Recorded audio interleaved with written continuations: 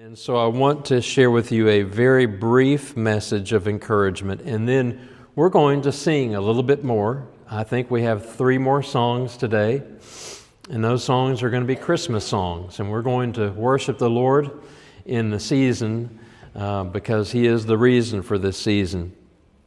And this message comes really only from one verse, and that's Romans 12:15.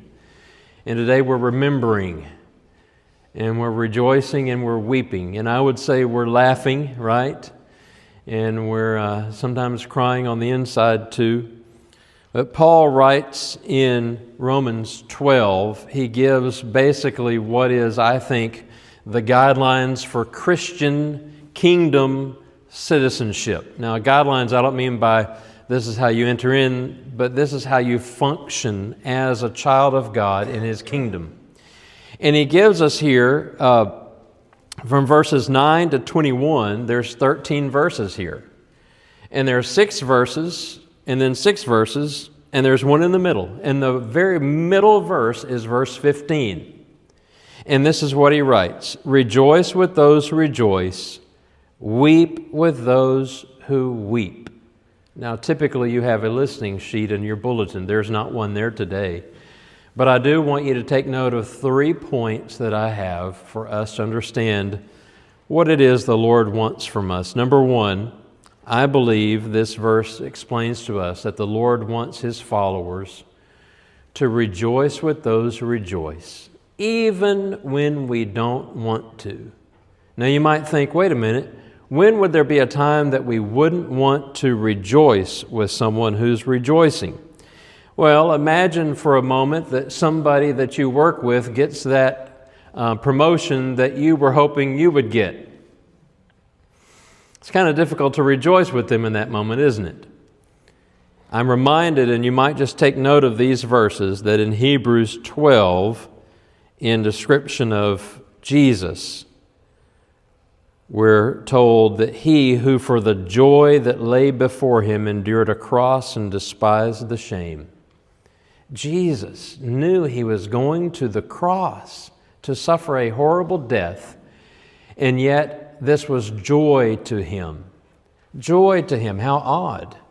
I think it was joy to Him not only because He knew that soon He would be back in heaven with His Father, but I think more importantly, He embraced the cross and even the shame of the cross because He knew that through it, He would win our redemption. He would earn our salvation. And it was not easy for Him to take joy in such a thing, but He did. He wants us to rejoice with those who rejoice, even when we don't feel like it. Number 2, the Lord wants His followers to weep and mourn with those who weep and mourn, even when we don't want to. You might think, well, when is it that we don't want to mourn with folks? Well, I can speak from personal experience.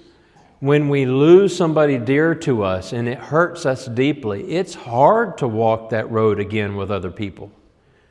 In some ways it's easy because we've experienced it, so we have this connection with them. But in another way, it feels like we walk that road of pain and suffering all over again. And I'm reminded of these verses that we looked at just a few months ago where Jesus was in Bethany at the tomb of Lazarus. And it says there that when Lazarus' sister came to Him, she said, "Lord, if you had been here, my brother would not have died." When Jesus saw her crying and the Jews had come with her crying, He was angry in His spirit and deeply moved. And the idea there is that He was angry that sin kills His most precious creation. And He says, "Where have you put him?" And then they said, "Lord, come and see." And there's that verse that we so often know, Jesus wept. He didn't want to, but even as God in flesh, He mourned and He wept with the people that He loved. And sometimes it's painful for us, but we do it because we love people and because we love the Lord. And then lastly, number 3, people need to know that we love them enough to celebrate and suffer with them, because Jesus celebrated and suffered for us. Reminded of what Paul said about this message In 1 Corinthians 1:18, he says, "For the message of the cross is foolishness to those who are perishing, but is God's power to us who are being saved." When I hear of a loved one's passing, my immediate prayer and my request to our prayer chain usually is, please give the loved ones strength. I ask the Lord to give them His strength. Where do we find this strength? In the gospel of Jesus Christ. All strength and any strength that we can have and any comfort that we can receive comes through knowing that Jesus has paid the price of our sin. He has made the way. In fact, He is the only way for us to know real peace and to have real strength. In Hebrews 10, we're reminded of these verses. "Let us hold on to the confession of our hope without wavering, for He who promised is faithful." That's Jesus. He's faithful.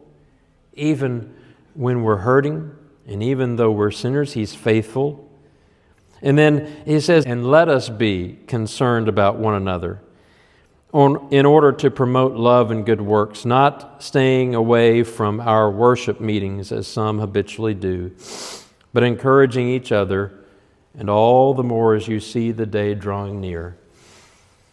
The writer of Hebrews tells us that we need each other. We need community. We need communion with the Lord.